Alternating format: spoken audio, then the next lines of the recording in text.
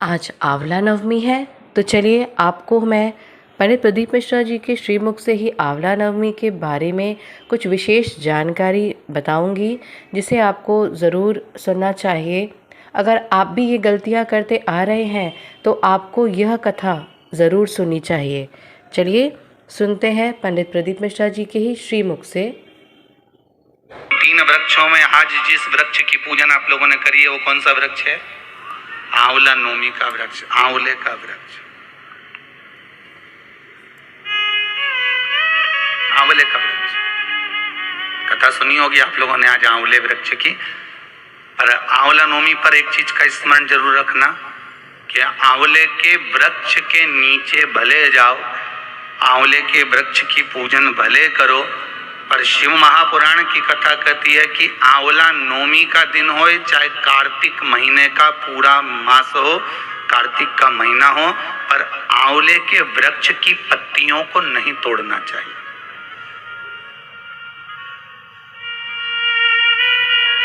कई लोग बहुत गलती करते हैं, आंवले की पूजन करने जाते हैं ना, तो वो सोचते हैं कि अब आंवले के पेड़ के नीचे भोजन करने का बड़ा महत्व है कि आंवला नवमी के दिन भोजन करना चाहिए। तो कई माताएं इतनी चतुर होती है ना, आंवले की पत्ती तोड़ के ले आती, सिर पे रख के भोजन कर लेती। कर रहे थे क्या?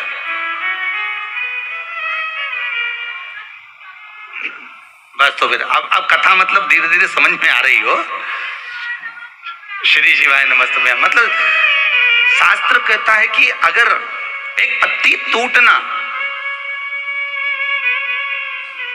पहले लोग बड़ी गलतियां करते थे। आंवला के पूजन करने गए, आंवले के वृक्ष की पत्ती तोड़ ली, सिर पे रख ली, भोजन कर लिया। कितना दोष है महाराज। यहाँ तक शिव महापुराण की कथा कहती है, विष्णु पुराण, अग्नि पुराण, पद्म पुराण कहती है, गर्ग संहिता में यहाँ तक वर्णन करा गया है, स्कंद पुराण में भी कहा गया है कि आंवले के वृक्ष की जिस दिन पूजन करें, आंवला अगर ऊपर से नीचे गिर जाए, आपको प्राप्त हो जाए, तो भले उसका सेवन करो, भले उसको रख लो, पर आप आंवले नवमी के दिन आंवले को भी नहीं तोड़ना चाहिए। आंवला नवमी के दिन आंवले को भी नहीं तोड़ना चाहिए। यहां तक शास्त्र वर्णन करता है कि राजा एक वैश्य, बड़ा धर्मात्मा था, बड़ा धर्मात्मा। आप लोगों ने आज कथा सुनी हो कि कितना धर्मात्मा राजा। बस उसका एक नियम था, वो प्रतिदिन एक सोने के आंवले का दान देता था।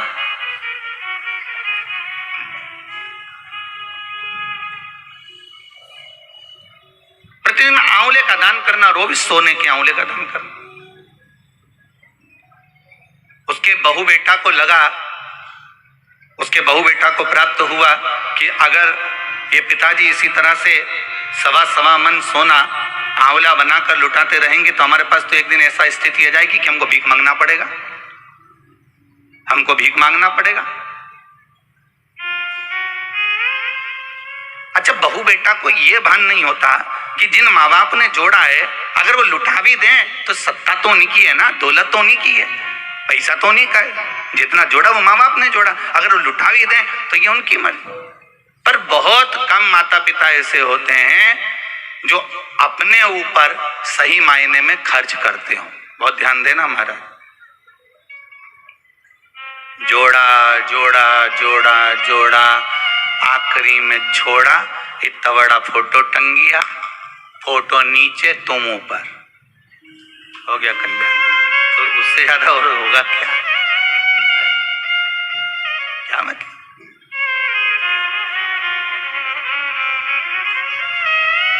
और फोटो पे भी प्लास्टिक के फूल की माला, ओरिजिनल भी कोई नहीं चढ़ाता, 10 रुपए की एक आती है। कौन चढ़ाएगा 10 रुपए की माला? आशा करती हूँ आपने यह जानकारी अच्छे से सुन ली हो, तो मेरे चैनल कान्हा जी ब्लॉग्स को अवश्य सब्सक्राइब करेगा। आगे हम जा रहे हैं सुनने कुछ और विशेष बातें आंवला नवमी से जुड़ी हुई, वो भी पंडित प्रदीप मिश्रा जी के श्रीमुख से। चलिए आइए सुनते हैं वो क्या है।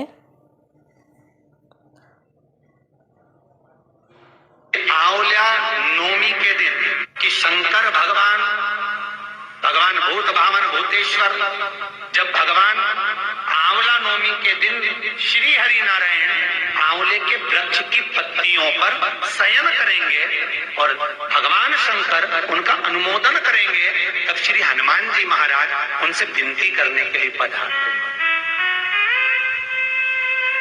33 कोटि देवता,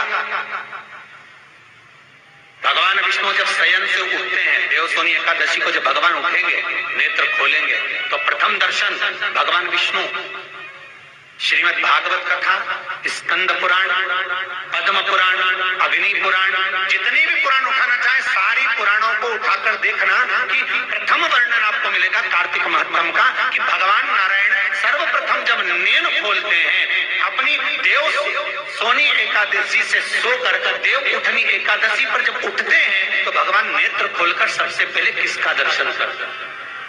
किसका दर्शन? स्कंद पुराण कहती है, विष्णु पुराण कहती है कि भगवान नारायण जब नेत्र खोलते हैं तो खुद की अर्धांगिनी लक्ष्मी देवी महाराज, ब्रह्मा आदिकादिक देवता सब खड़े, और भगवान नेत्र नहीं खोलते। कब तक? जब भगवान शंकर अपने ही मुख से भगवान श्री हरि का गुणगान नहीं गाते, डमरू का नाद। आंवला नवमी का आप लोग साधना करते होंगे। जब कार्तिक के महीने में आंवला नवमी का व्रत आता है, तो जो उपास नहीं भी रखते हो, जो पूजन नहीं भी करते हो, उनसे मेरा निवेदन है कि स्कंद पुराण में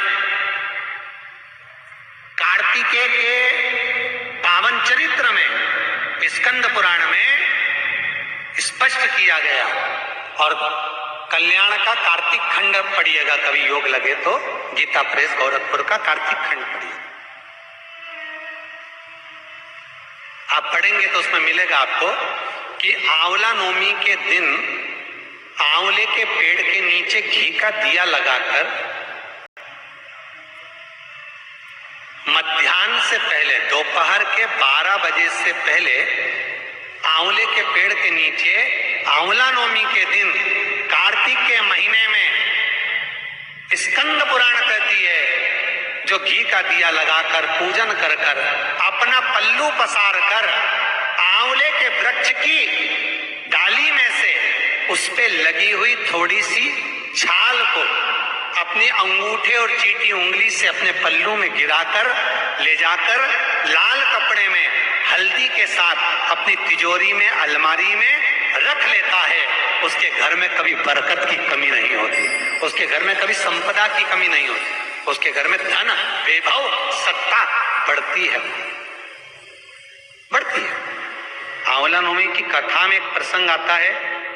आंवला नवमी का पूजन आपको करना आता है, व्रत करने वाली माताएं व्रत करती है, आंवले के पेड़ के नीचे जाकर पूजन करना, भोजन करना, आंवले का वृक्ष की छाया में बैठना,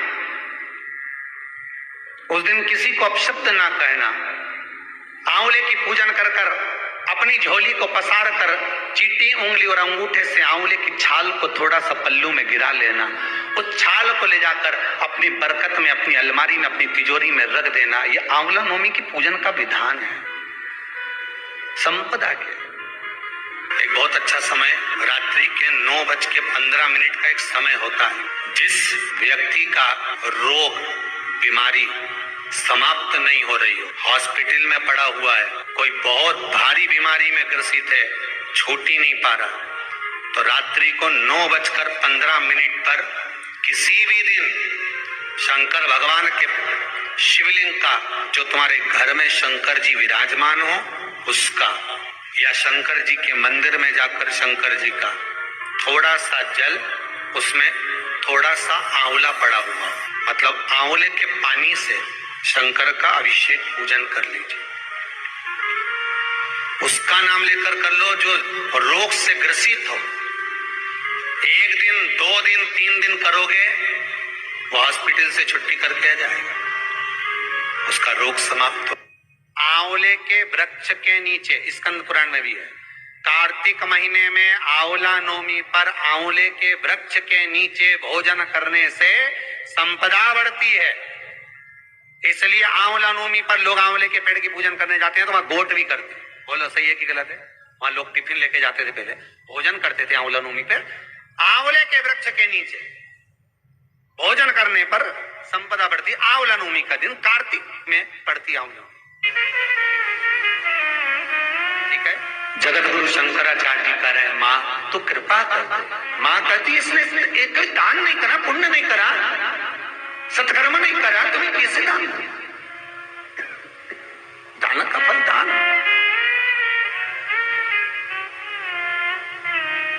कैसे दूं मैं?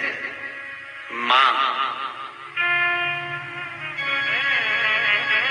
पूर्व में मान लो इसने जितने जन्म लिए उस जन्म में अगर कोई दान नहीं दिया तो आज आंवला नवमी के दिन आज तो दान दिया है। लक्ष्मी जी बोलती है जो अभी करेगा इसका फल तो बाद में मिलेगा। जगत गुरु शंकराचार्य जी कहते हैं मां मैं आपसे केवल इतना सा मांगना चाहता हूं, इस कली काल में आप मुझे वर दे दो कि एक दिन ऐसा हो आंवला नवमी का जिस दिन जो दिया जाता है उसका फल जीते जी ही मिल जाए। बस इतनी जगत गुरु शंकराचार्य जी के शब्द देखिए। गौदान करा उसका फल बाद में मिलेगा, कुछ दान करा उसका फल बाद में। पर आंवला नवमी के दिन अगर आपने कुछ दान दिया है, आंवला नवमी के दिन अगर आपने दान किया है उसका फल जगत गुरु शंकराचार्य जी माता लक्ष्मी से कहते आज ही आज मिलना चाहिए। उसका फल हमें इसी पृथ्वी पर रहते रहते इस शरीर में मिलना चाहिए। आशा करती हूँ आपको यह ब्लॉग पसंद आए, और अगर पसंद आएगा तो मेरे चैनल कान्हा जी ब्लॉग्स को अवश्य सब्सक्राइब करिएगा। जय श्री कृष्णा।